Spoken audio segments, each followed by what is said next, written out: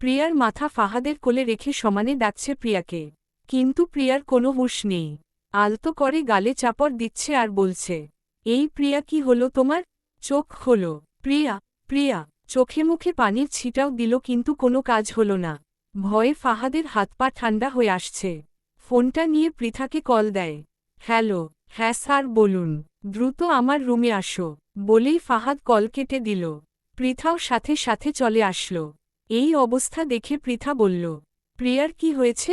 জানি না, হুট করেই সেন্সলেস হয়ে গেল। পৃথা এবার চোখে মুখে পানি দিল। বেশ কিছুক্ষণ পর প্রিয়ার জ্ঞান ফিরে। প্রিয়া তখনও ফাহাদের কোলে মাথা রেখে শুয়ে আছে।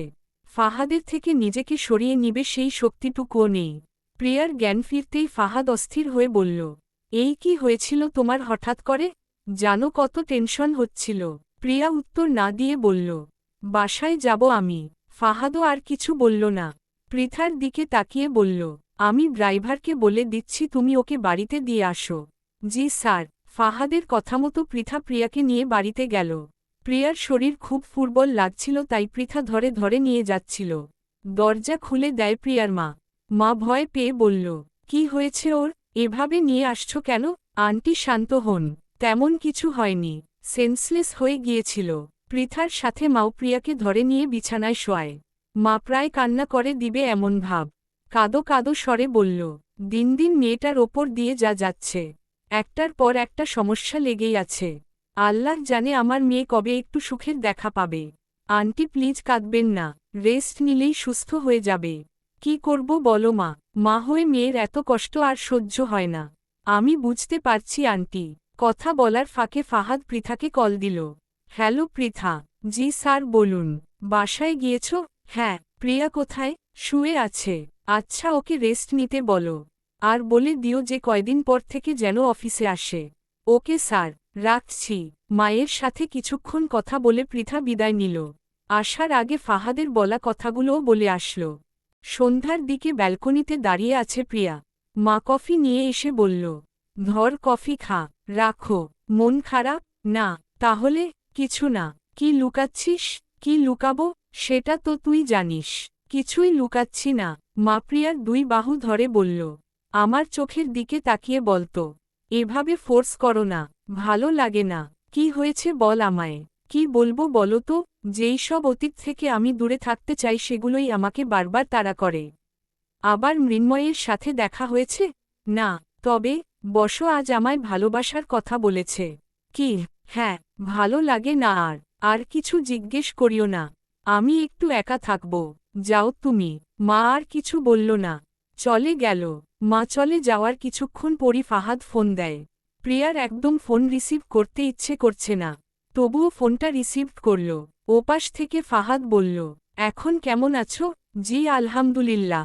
কি হয়েছিল তোমার? হুট করে সেন্সলেস হয়ে গেলে কেন? জানি না। তোমার কি মন খারাপ? না। আমার কেন জানি মনে হচ্ছে তোমার মন খারাপ। আমি পরে ফোন দিব কেমন? ফাহাদ ফোনটা রেখে দিল। এই মেয়েটাকে বুঝা বড্ড কঠিন। আনমনে হাজারো কথা ভাবছিল তখন ফাহাদের মা রুমে আসে। কি করছিস? কিছু না মা। কিছু কি ভাবছিস? তবে তেমন কিছু না।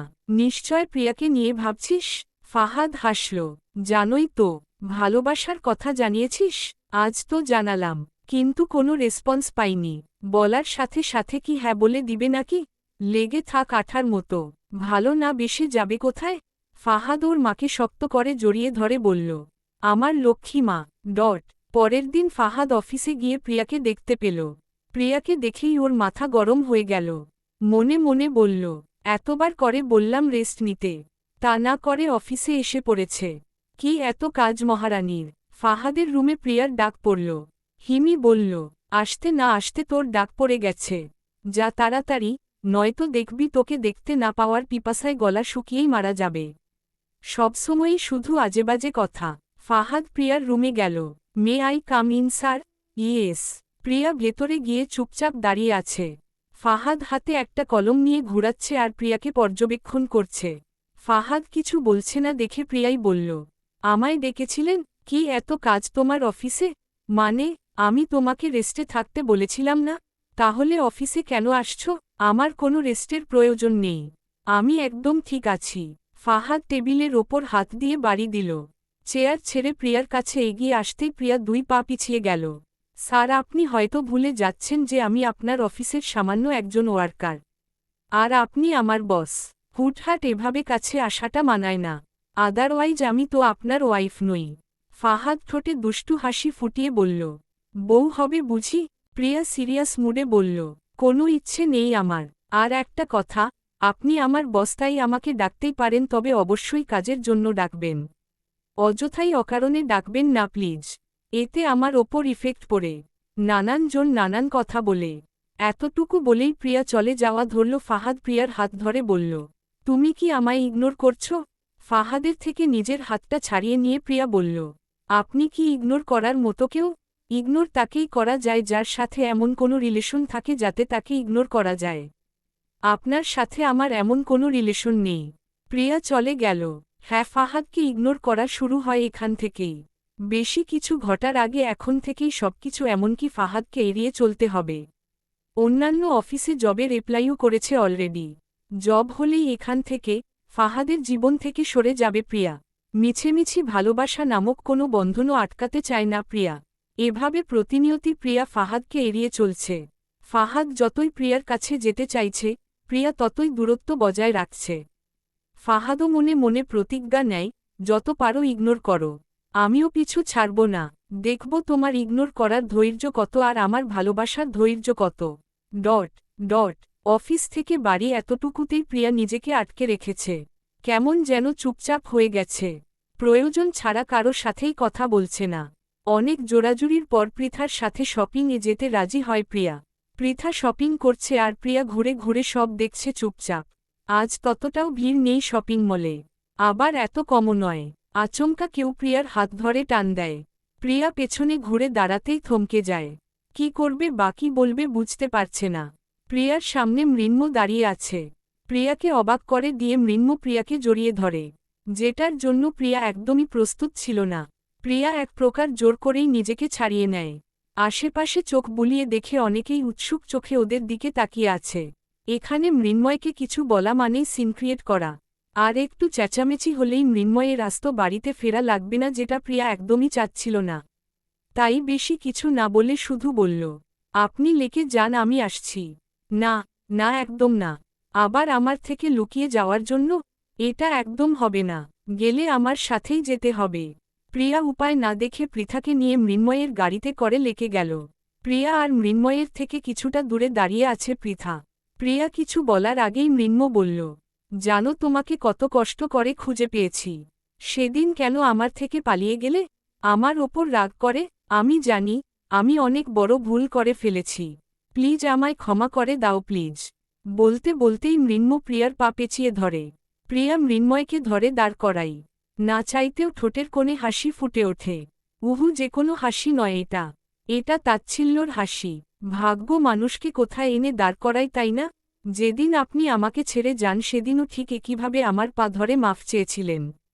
কিন্তু পার্থক্য এটাই যে, সেদিন মাফ চেয়েছিলেন আমাকে ছেড়ে যাওয়ার জন্য, আর আজ মাফ চাইছেন ফিরে আসার জন্য। আই এম সরি প্রিয়া। আমাকে আপনার কি মনে হয় বলেন তো? পুতুল, যেভাবে নাচাবেন সেভাবেই নাচব? না প্রিয়া, আমি কি করতাম বলো? রিমির কান্নাকাটি আমি তখন সহ্য করতে পারিনি। তাই আবেগে পড়ে ভুলটা করে ফেলেছি। আপনার এই ভুলটা যে আমার জীবনটা তছনছ করার জন্য যথেষ্ট ছিল, সেটা কি আপনি জানেন? সে যাই হোক, নিজের ভালোবাসার কাছে গিয়েছেন, ভালো কথা।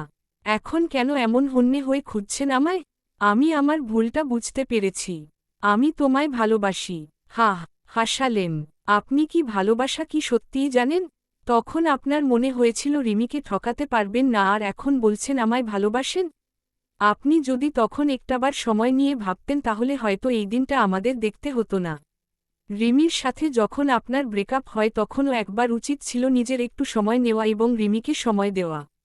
এরপর বিয়ের ব্যাপারে আগানো উচিত ছিল। কিন্তু আপনি সেটা করেননি। এমনকি আমায় দেখার পরও আপনি আমার প্রেমে হাবুডুবু খেতে শুরু করেন। পরমুহূর্তে রিমি ফিরে আসায় সেটা আবার ভ্যানিশ হয়ে যায়। রিমি যখন ব্যাক করল, তখন যদি ঠান্ডা মাথায় ভাবতেন, একবার আমায় জানাতেন তাহলেও হতো। কিন্তু আপনি এমন কিছুই করেননি। সবকিছু আপনি এলোমেলো করে দিয়েছেন। আমার মাফ চাওয়ার মুখ নেই, তবুও বলবো একটাবার মাফ করো। ভুল তো মানুষই করে, ভালোবেসে না হয় ভুলটা মাফ করে দাও। সেই ভুলের ক্ষমা হয় যেটা অনিচ্ছাকৃত হয়, ইচ্ছাকৃত ভুলের কোনো মাফ হয় না। সেদিন আপনার অনেক কিছু করার ছিল কিন্তু আপনি কিচ্ছু করেননি, নিজ স্বার্থে আমায় ঠকিয়ে গিয়েছেন। আমি জানি তুমি আমায় এখনও ভালোবাসো। আপনি ভুল জানেন, আমি আপনাকে কখনোই ভালোবাসিনি। তাহলে বিয়ের ব্যাপারে? হ্যাঁ, বিয়ের ব্যাপারে এগিয়েছিলাম। যে কোনো সম্পর্ক গড়ার আগে সবচেয়ে বেশি কোন জিনিসটা দরকার জানেন? বিশ্বাস। আমি তো কাউকে বিশ্বাসই করি না, কিন্তু আপনাকে বিশ্বাস করতে শুরু করেছিলাম। আপনি আমার চোখে আঙ্গুল দিয়ে দেখিয়ে দিয়েছিলেন আপনি আমার বিশ্বাসের যোগ্য নন। সেখানে ভালোবাসা তো অনেক দূরের কথা। প্রিয়া প্লিজ, কোনো কিছু বলেই কোনো লাভ হবে না। জানি না আপনার সাথে আবার রিমির কি হয়েছে, তবুও বলছি যাই হোক মিটিয়ে নিন।